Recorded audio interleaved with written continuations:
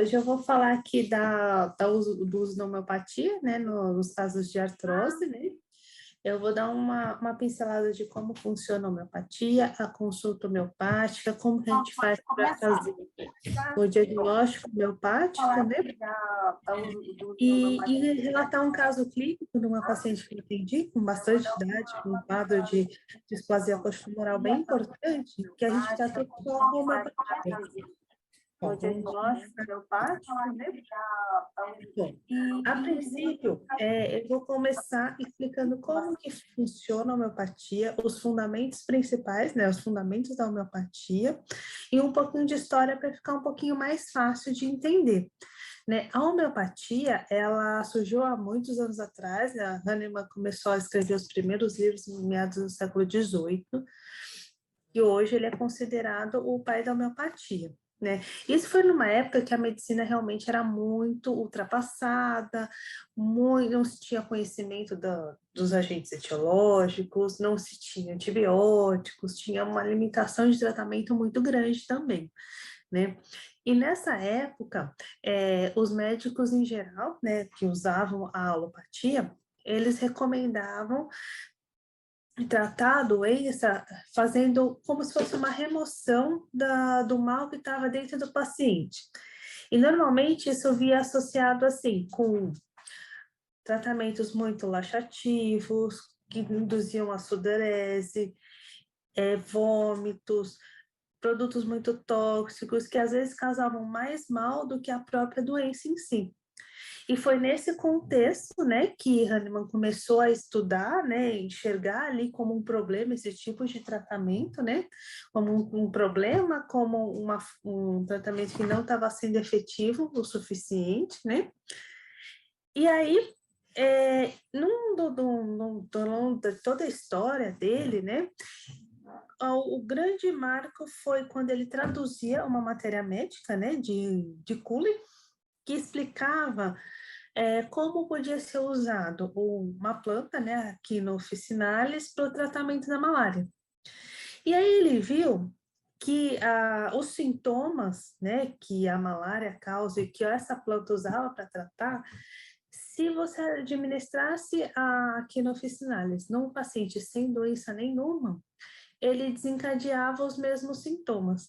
Aí que vem esse princípio da cura pelo semelhante, né? Porque o pessoal acha tudo muito confuso. Como assim, né? Uma coisa que faz mal faz bem, né? E aí o princípio é exatamente esse. O que acontece? Se você pegar uma substância, qualquer substância de planta, mineral ou até de origem animal, se você administrar num paciente que não tem doença nenhuma, num paciente são, aquela substância vai desencadear uma série de sintomas. Esses mesmos sintomas podem ser tratados num paciente realmente doente por algum outro motivo. Esses sintomas, se o paciente tomar um remédio homeopático devidamente diluído, dinamizado, tono, esses sintomas eles podem regredir e haver uma cura, né? Então, o grande princípio da homeopatia, o mais importante, que daí que vem o nome homeopatia, é essa da cura pelo semelhante, em que vem de todo esse processo, de toda essa descoberta, né? Então, depois que se começou a usar a homeopatia, o Hahnemann começou a fazer uma série de experimentos, né, muitos, explicando, por exemplo, fazendo experimentações, né, em pacientes assim saudáveis, utilizando uma série de medicamentos, né, por exemplo, tem uma lista de matéria médicas, né, testadas, né, série de plantas, de minerais, e aí foi feito um compêndio, né, foi testando aquelas substâncias num paciente saudável e fazendo uma lista de todos os sintomas desencadeados, né? E aí se tem, né, vários compêndios, né, de matéria médica, né, descrevendo cada princípio ativo, né? E aí faz isso, eles identificam, né, os sintomas, né? Que aquela substância causa e ela usa para tratar, né? Um dos princípios da homeopatia, além dessa cura semelhante, é sempre ter que ter tido essa experimentação antes. Isso é fundamental. E a experimentação tem que ser no paciente são, né? Só que aí sabe-se que, por exemplo, se você pegar uma dose de arsênico, né, que é um veneno, é tóxico, né, no paciente, se administrar o arsênico, vai intoxicar, né, é grave, tudo. Então, na homeopatia, as doses são extremamente diluídas, mas não é só a diluição que conta. Além da diluição, os medicamentos, eles são devidamente diluídos e devidamente succionados, né? Por exemplo, cada escala é um tipo de diluição. As mais comuns, as mais utilizadas, é a centesimal, que é essa CH, né? Que é centesimal hahnemanniana, e a decimal. Que aí, como que é essa diluição?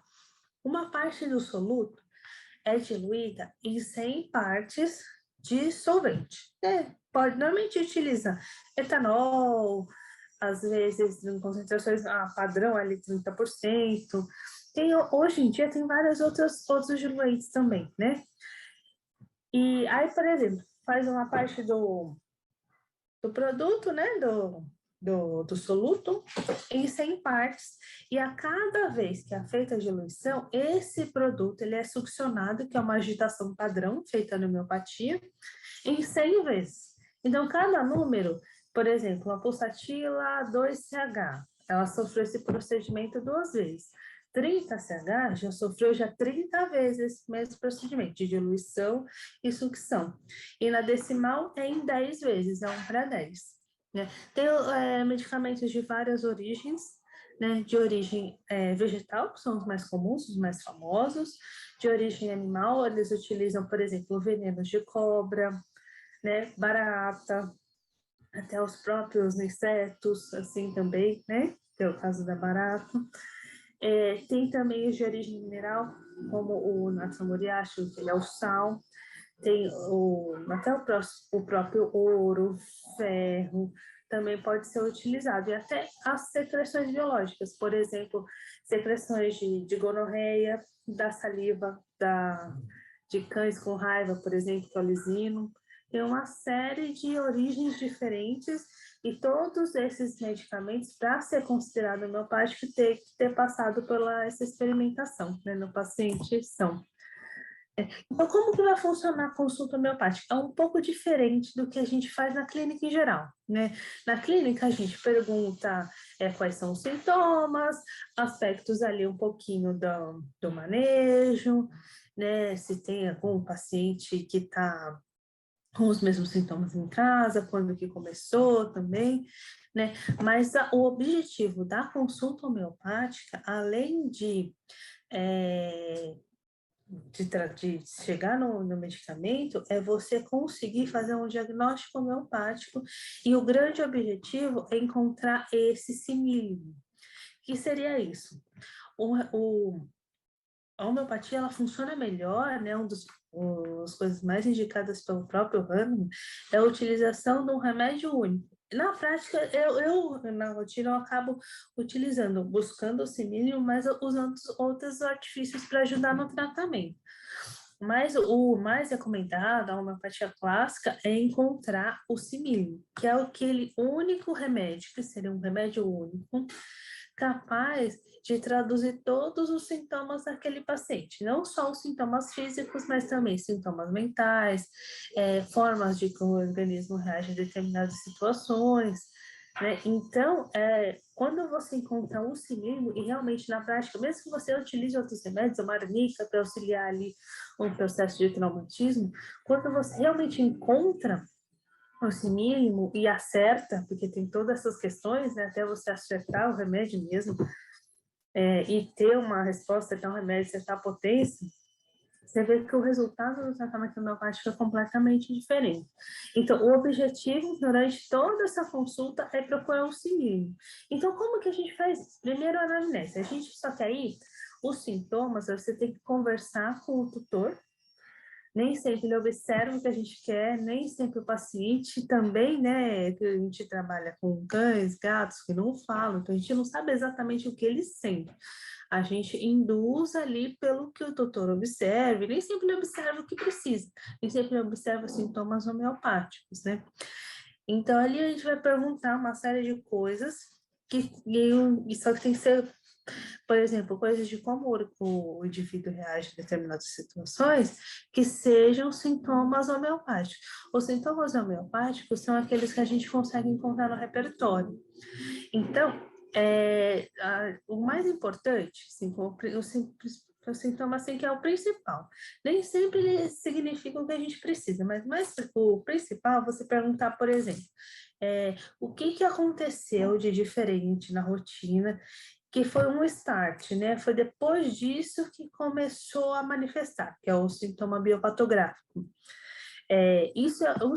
Normalmente, quando se sabe certinho, quando realmente observa alguma diferença assim, é um sintoma diretor, que a gente usa assim como guia ali para fazer a repertorização. Que é, por exemplo, às vezes mudou de cidade, o contactante faleceu, alguma coisa nesse sentido, foi depois de uma vacina, depois dessas situações assim. Né? Aí, além disso, a gente tem que perguntar sintomas teoricamente mentais, né?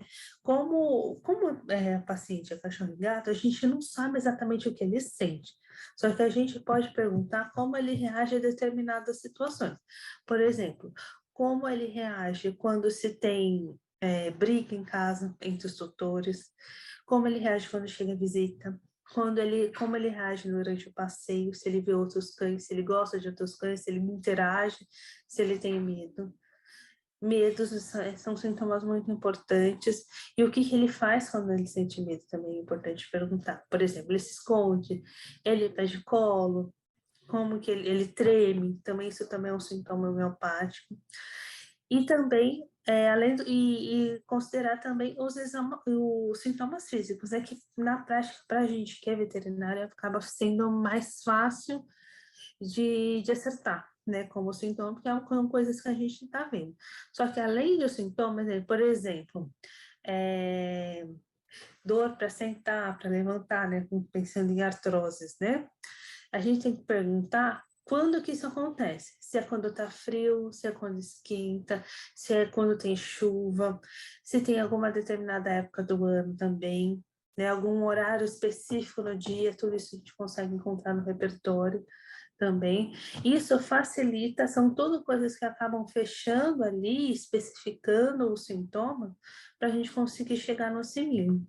E aí, como que funciona? Eu uso o repertório veterinário, né? Eu tenho mais prática, eu acho que ele é mais acessível, para a gente é mais prático, mas também tem o repertório humano, do professor Ariovaldo, e também, do professor Ariovaldo também, tem um repertório digital, que aí você digita os sintomas e ele monta a tabelinha, né? Porque como a gente faz essa repertorização? A gente pergunta tudo isso, e esquematiza os sintomas que são mais importantes para aquele paciente, os que estão mais modalizados e faz uma lista de sintomas.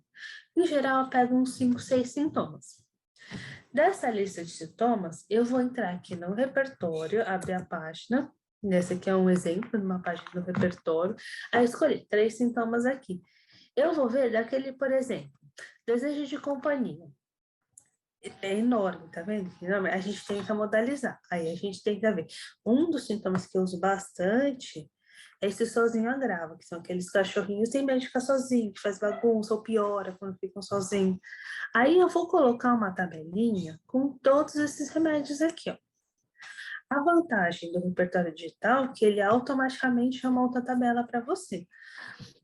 Ou você pode fazer na mão mesmo. Você coloca essa lista, coloca numa tabela todos os remédios e todos os sintomas. Em geral, eu uso 2 sintomas diretores, que são os mais específicos para aquele paciente e os mais modalizados, aqueles que você tem certeza que é um sintoma real, né? Não coisa que o proprietário induz. Às vezes, ele induz que o cachorro está com ciúmes, por exemplo. Ciúmes é muito complicado. Eu gosto mais de usar, por exemplo, inveja, que ele vê, por exemplo, vai fazer carinho, né? São 2 cachorros. Faz carinho, o outro vem junto. Esse, normalmente, a gente traduz como inveja. E o tutor acha sempre que isso é ciúmes. Fala, toda vez que eu falo com o outro, vem também. E não, e é inveja. Então, é importante, além de você perguntar, né, o que ele acha que o cachorro tem, ou como o cachorro é pedir para ele exemplificar uma situação, né? Por exemplo, isso, fala assim, quando vai fazer carinho nele, o que ele faz? Porque tem cachorro, gato, por exemplo, que não gosta, né? Que faz carinho, que toca, a versão toque é um sintoma também.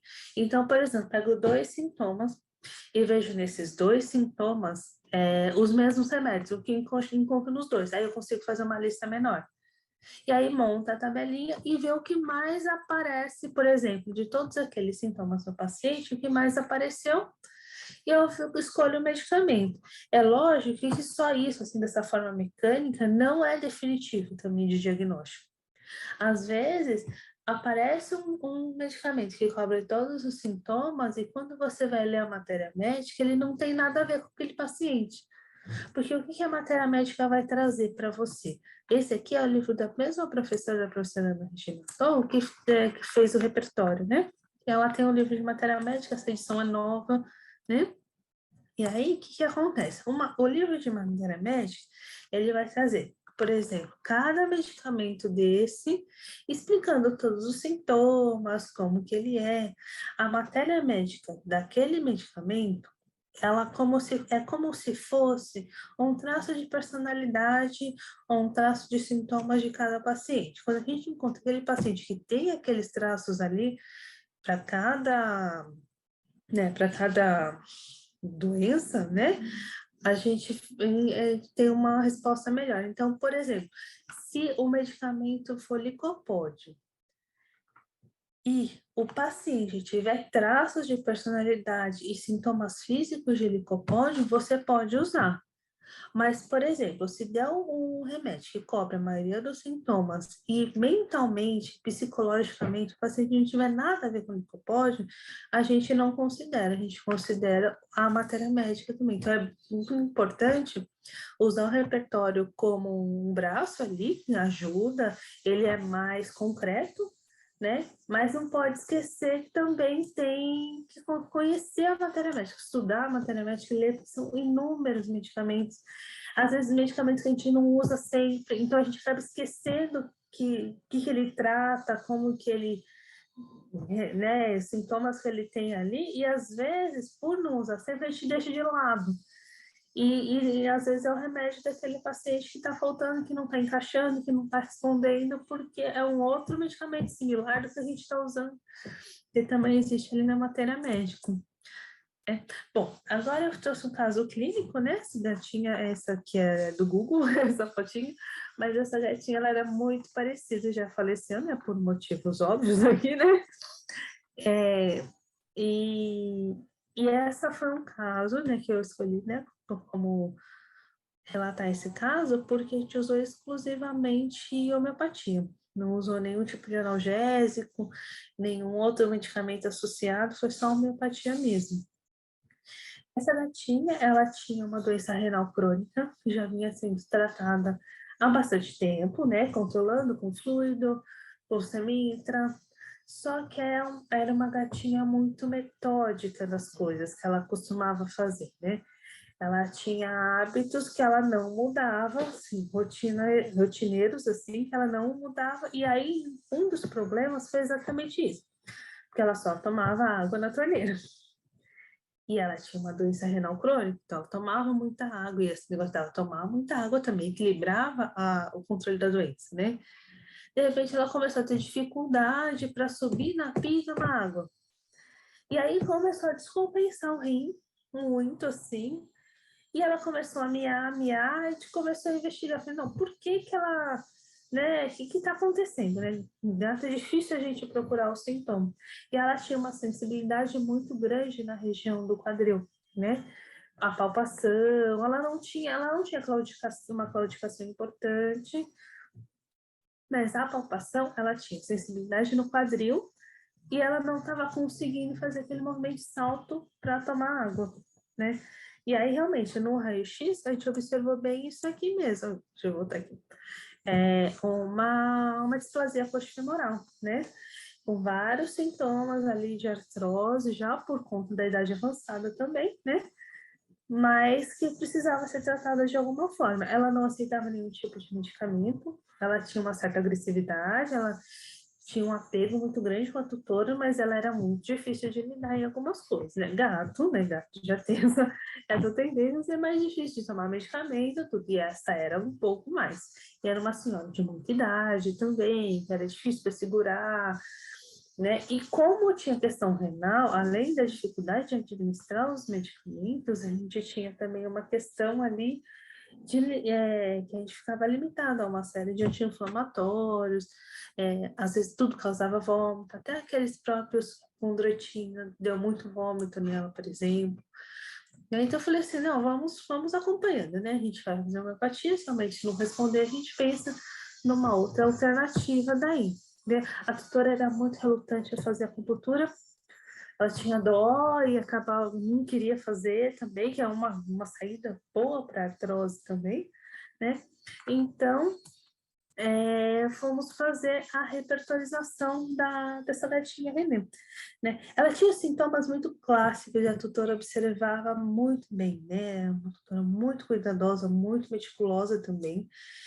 Então, nisso ajudou muito, foi mais fácil de achar o remédio, né? E aí eu vou traduzir mais ou menos o que a gente observou no caso dela e o que a gente encontrou de sintoma repertorizável e homeopático, né? A Renê, ela tinha algumas coisas assim. A cólera por contradição é a forma que a gente encontra no repertório, né? Com aquela lista de medicamentos, né? E a Renê, ela tinha essa questão. Ela não aceitava fazer coisas que ela não queria, por exemplo, né? Inclusive, até se mudasse, por exemplo, ela gostava de deitar numa determinada poltrona, se mudasse a poltrona de lugar, ela já não aceitava, né? Se fosse dar um remédio, ela não aceitava, dependendo do jeito que você queria fazer qualquer coisa, ela não aceitava. Ela mandava, ela tinha mais duas contactantes, ela era mais velha e as outras eram um pouco mais novas, mas também tinham bastante idade. E ela meio que era uma líder, você via que ela tinha aquele comportamento de líder. Tudo que ela fazia, as outras seguiam. E ela mandava. Ela queria dormir no sofá, dependendo do dia, ela não queria dormir na cama da tutora. Aí ela miava, miava, miava, até a tutora dormir no sofá com ela. Ela conseguia fazer um controle ali da situação, ela conseguia mandar, né, no ambiente e todos seguiam as vontades dela, nesse aspecto de sintoma ditatorial. Ela era muito meticulosa, só tomava água em determinado lugar, só fazia xixi em determinado lugar, não podia mudar nada de lugar, isso é um sintoma importante. Ela tinha essa questão da inveja, se ia fazer carinho numa gatinha, ela entrava na frente. Ela roubava as coisas, por exemplo, se uma gatinha deitava ali, ela ia lá, brigava e tirava. Ela queria tudo que era dos outros, digamos assim, né? Mas ao mesmo tempo muito afetuosa, tinha uma necessidade de companhia, de afeto, né? Essa coisa bem... Ela precisava também de companhia, tinha doença renal e assim, que são os sintomas físicos daí, né? E também a displasia coxofemoral, né?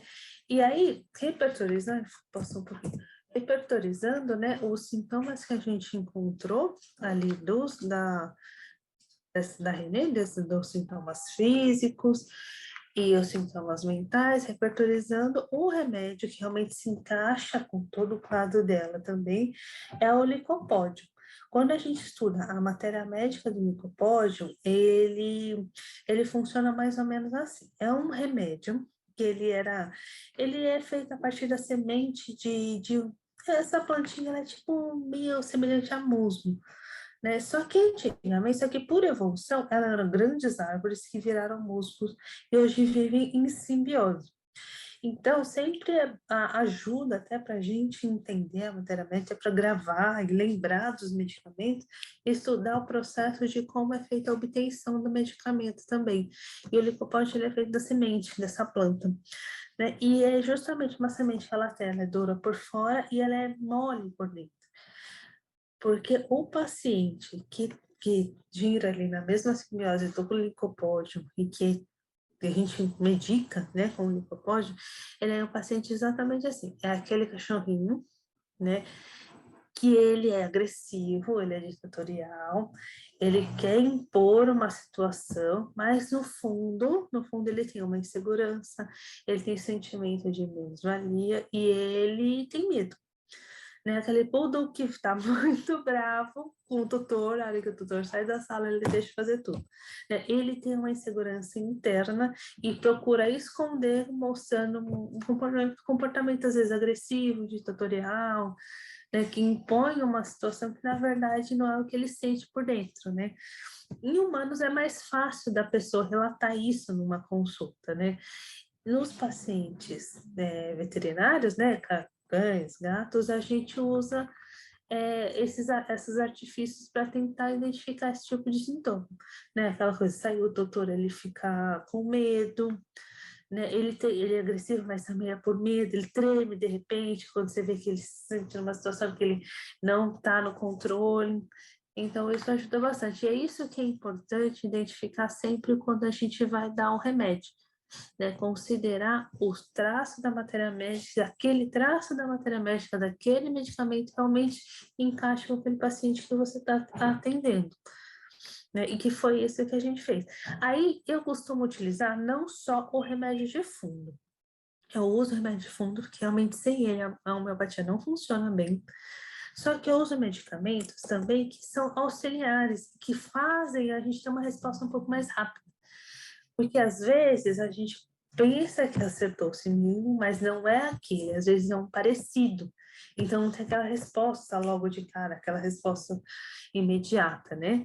Então por isso que eu associo o uso do simílimo com bioterápicos, que ajudam a equilibrar o organismo como um todo, e com medicamentos com sintomas locais, que tem um efeito ali momentâneo, mais rápido, parecido com o efeito da alopatia, por exemplo, sintomas assim, locais específicos. Por exemplo, bateu a canela, você dá uma arnica, né? Que a arnica ela é bem específica para traumatismo. Então, ali você, mesmo que o paciente não tenha o simílimo da arnica, se você fizer, ele vai ter uma resposta. E às vezes uma resposta um pouco mais rápida quando você faz associado com remedinho de fundo. Né?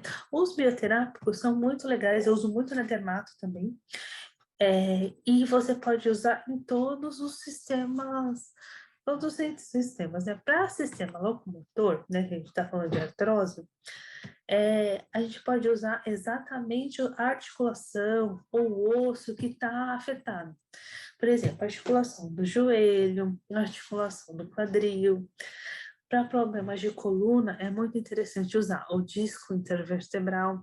As vértebras, você pode colocar, como a gente usa a farmácia humana, a gente coloca assim, vértebra cervical, dorsal, lombar.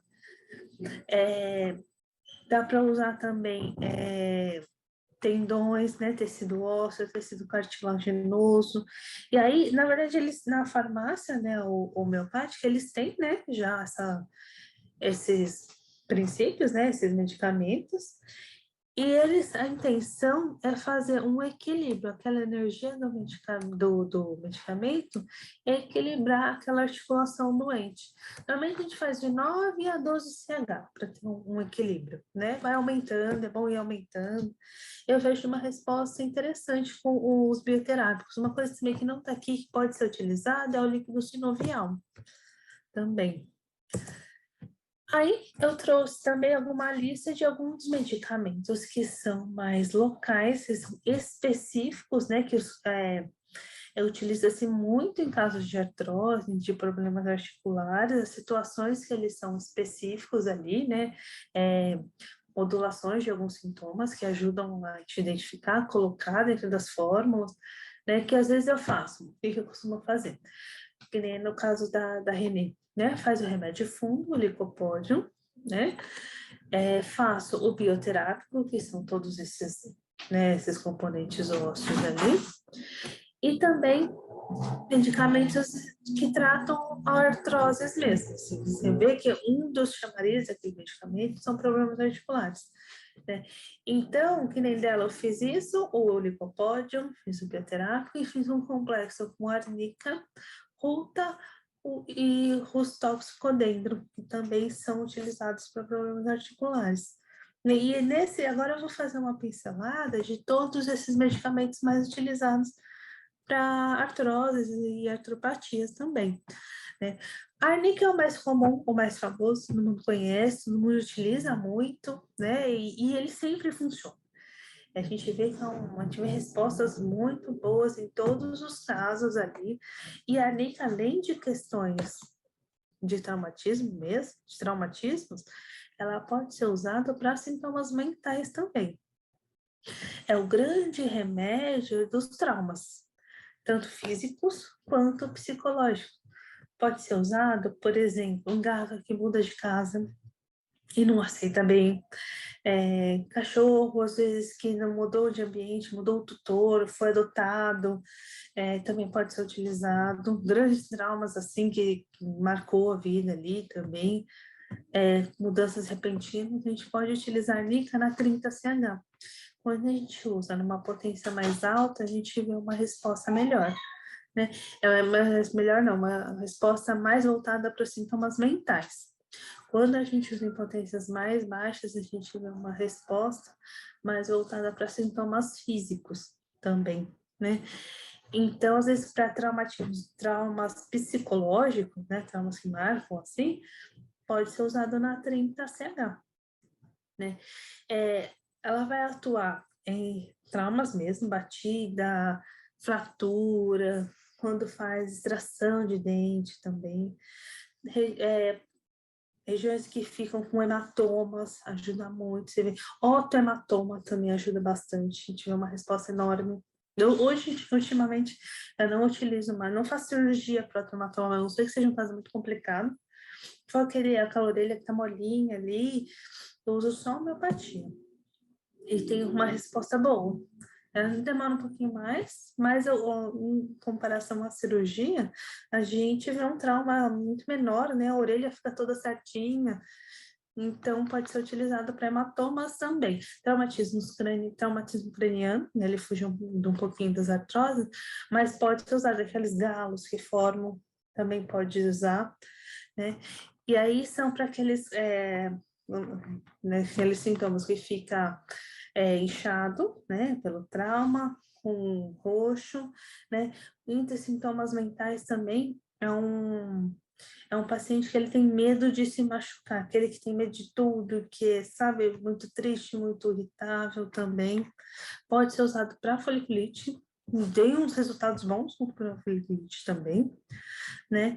E uma coisa que vale muito a pena usar sempre, porque é um trauma que a gente provoca, né? No pós-cirúrgico, né? Até junto com os anti-inflamatórios, às vezes se quiser manter, dependendo do tipo de cirurgia, mas é bem legal, é bem interessante. É um remédio que eu utilizo muito e todo mundo utiliza com bons resultados, né? Esse aqui já não é tão famoso, né? O Leiton Palucis, ele é muito utilizado para dor nas articulações. E são dores nas articulações que tendem a subir de baixo para cima. Ele tem um aspecto assim um pouquinho diferente. Por exemplo, uma articulação, e mesmo inflamada, ela fica fria ao toque e ela melhora com o frio, principalmente na região dos joelhos, né? Então, ele pode ser utilizado nesses processos de luta em aves, né? E também em traumatismo, só que com perfuro cortantes, agulha, mordida. Ele evita, às vezes, né? Você nunca não tem experiência, acho que diz a literatura, pode evitar até o tétano, né? E também ele é utilizado para traumatismo ocular. Não tem muito a ver, mas é importante. Por exemplo, lesões assim de trauma nos olhos, tiver uma resposta boa. Você pode ter outros sintomas que não estão relacionados com as artroses, mas também que ele pode ser usado para tratar, que é a formação de urina com sedimento arenoso e tosse com hemoptise também. Isso ajuda, porque se a gente fica na dúvida de que remédio utilizar, e o paciente tem esses sintomas também, a gente considera e a gente sabe que fica mais específico a matéria médica com o paciente. Então, a gente tem uma resposta melhor. Sempre que tiver essa especificidade, a resposta vai ser melhor. Tem essa cálmia latifolia também, que ela é muito utilizada em inflamações de tendões, de articulações, só que aí ela é o contrário do ledopalúcio, são dores articulares, o ledopalúcio é de baixo para cima, ela é de cima para baixo. Pode ser usado também em problemas cardíacos, em vômitos, palpitações, tremores, pulso fraco também, assim, saindo ali também da questão articular. Eles utilizam muito praticamente em todos os pacientes com problemas articulares, que é o toxicodendro, é muito utilizado. Esse urushiol é o princípio ativo, que é extraído da folha mesmo, da planta.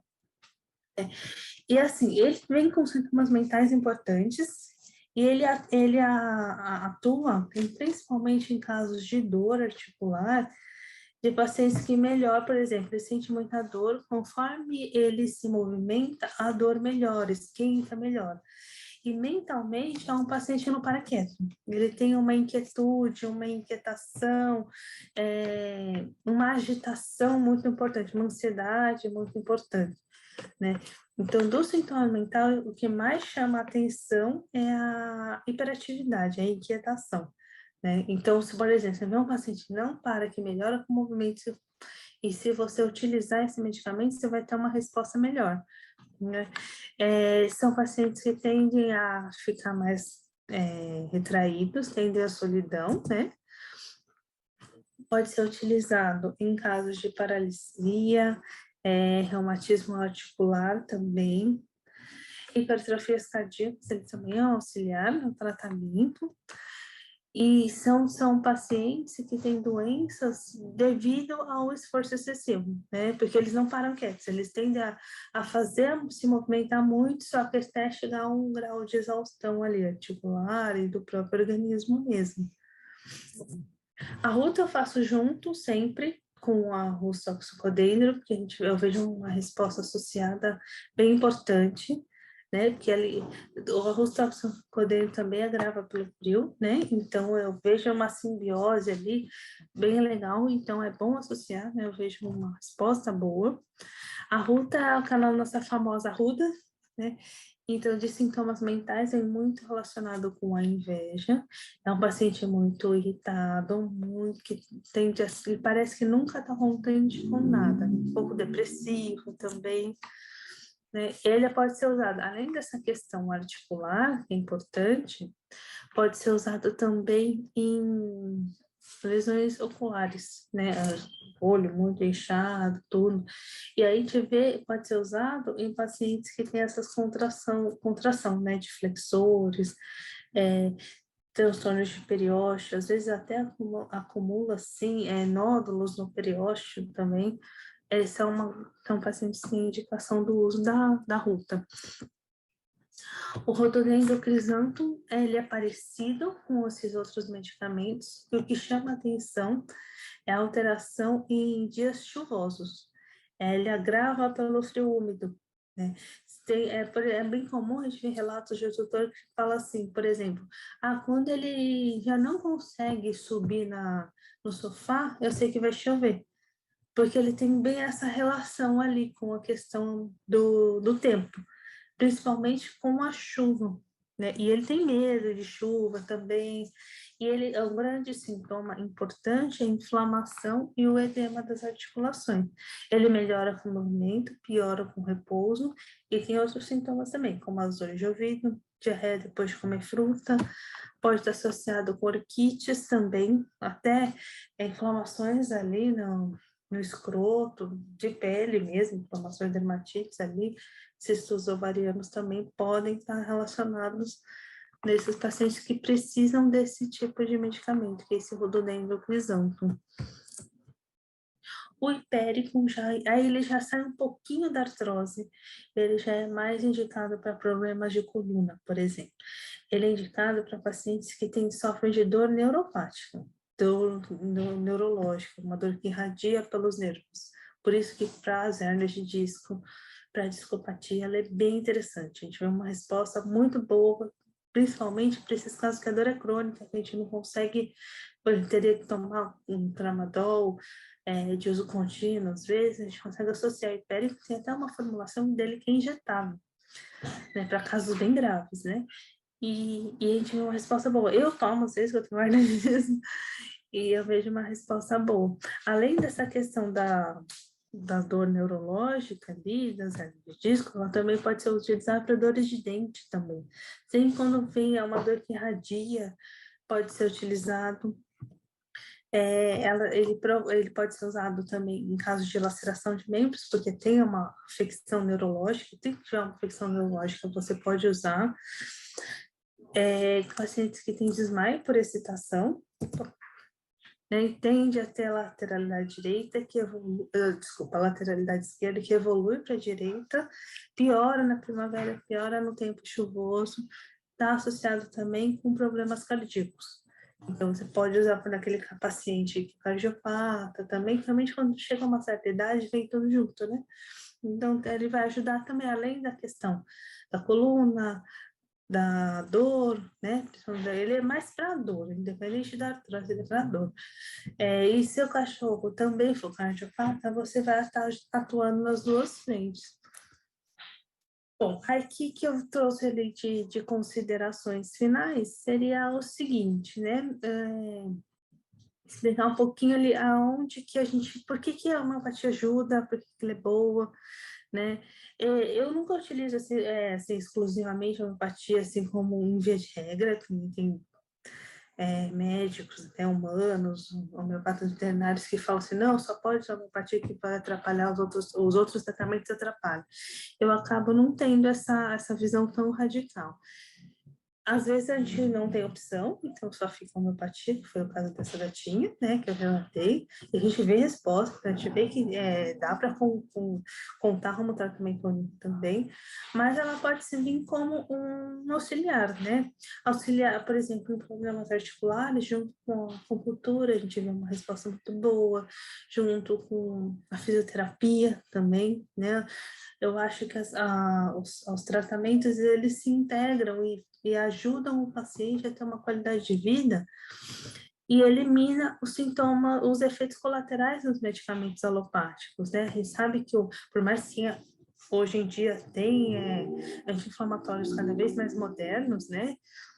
Mas a gente sabe que o anti-inflamatório pode causar problemas estomacais, às vezes em graus assim, de dosagens mais altas ou uso muito prolongado, problemas renais. Então, a homeopatia, ela vem praticamente sem efeitos colaterais. Existe paciente que agrava às vezes, que às vezes tem uma diarreia, mas é muito raro. E quando acontece, às vezes suspendendo já melhora. Então, a gente sai dos efeitos colaterais, né? A grande vantagem é sair do efeito colateral, facilidade de administração, principalmente em gato. Os glóbulos são docinhos, então o cachorro come na mão, você põe na mão assim, ele come. Pode ser colocado na água de bebida, mesmo põe no potinho de água 3 vezes por dia. Tudo bem, a primeira coisa que eles falam, ele não vai tomar a água inteira, mas não tem problema. Ele estando diluído, o remédio homeopático, ele espalha energia ali na água. Então, ele tomando assim várias vezes por dia, ele vai acabar tendo praticamente o mesmo efeito de que você dá direto na mão ali, né, do remédio. Pode misturar na comida, não tem gosto forte. O meu gato eu acabo colocando num potinho, né, pingo gotinha mesmo, eu faço até o gota com etanol, 30%. Pingo as gotinhas, jogo o sachêzinho por cima e ele come numa boa, sem estresse e sem dor de cabeça, sem o gato se esconder. Para gato é ótimo de ter essa facilidade de administrar, né? Que se não for na água, pode ser no sachê. E se colocar na boca também, a gente não tem um gosto ruim, então ele não é um grande trauma medicar, isso facilita muito, né? E também um desafio ali que a gente tem, né, que é importante considerar, é o comprometimento e o auxílio do tutor até para observar os sintomas. Então, a gente precisa de um tutor que tenha essa empatia, que perceba as necessidades do animal também, que entenda como ele reage às situações ali do dia a dia, E também dá, né? Porque às vezes a pessoa começa a dar homeopatia e deixa de lado. Começa a dar o remédio para o coração, o remédio para não sei o quê. Ela fala, esse aqui eu acabei não dando ainda. Também isso acontece. Tem que utilizar, né? Já é mais fácil, já facilita, mas tem que dar. E às vezes a gente precisa de uma frequência maior também, né? Então isso é importante. Tem um tipo de tratamento que, em casos de doença aguda mesmo, você faz um plus, que seria, por exemplo, pegar um medicamento em glóbulos de determinada potência centesimal, você dilui, por exemplo, 10 glóbulos em meio copinho de água, mistura bem para diluir e vai dando de hora em hora ou de 10 em 10 minutos. Quando o sintoma é muito grave, você quer um efeito mais rápido ou mais potente. Então, tem que ter um tutor ali dedicado a esse tipo de tratamento também. Bom, e no geral é isso que eu tinha para passar para vocês, né? Qualquer dúvida, estou à disposição também, né? E é isso. Obrigada. Tem o meu e-mail também, se quiser mandar por e-mail, são os meus gatinhos. E é isso.